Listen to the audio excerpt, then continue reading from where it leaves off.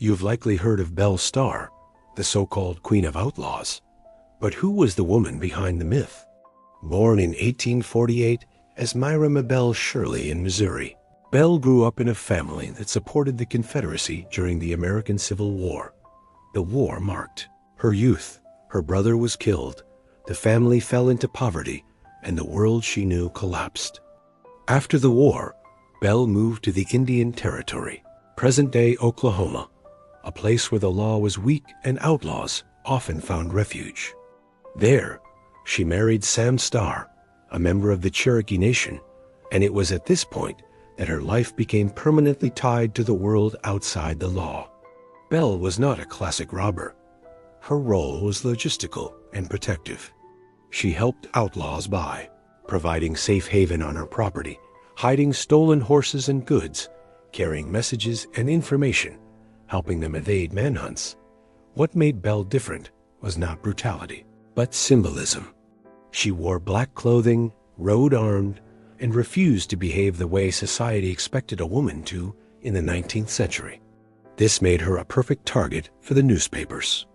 Among those who moved within her circle were Jesse James, Cole Younger, and members of the Dalton Gang, although many of these connections were later exaggerated by the press.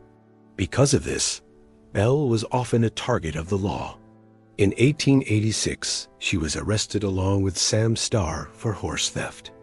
They were tried in federal court in Fort Smith, Arkansas, before the infamous Judge Isaac Parker, known as the Hanging Judge. Belle was sentenced to 6 months in prison in Detroit, a rare fate for a woman of that era. After her release, she tried to withdraw from the outlaw world, but her reputation followed her. Sam Starr was soon killed in a shootout with local law enforcement, leaving Belle alone, surrounded by enemies and old alliances. In 1889, while riding home, Belle Starr was ambushed and killed. A shot to the back ended her life. The killer was never officially identified, and it is here that history gives way to legend. Newspapers turned Belle into a symbol, a female outlaw, a rebel. But the truth is simpler and darker. Belle Starr was not a queen of crime. She was a woman surviving in a merciless world, and she paid the price. Sometimes a myth is born, not because someone was a monster, but because they dared to live differently. Thank you for watching. For more serious historical stories, legends, and the truth behind the myth, follow the channel.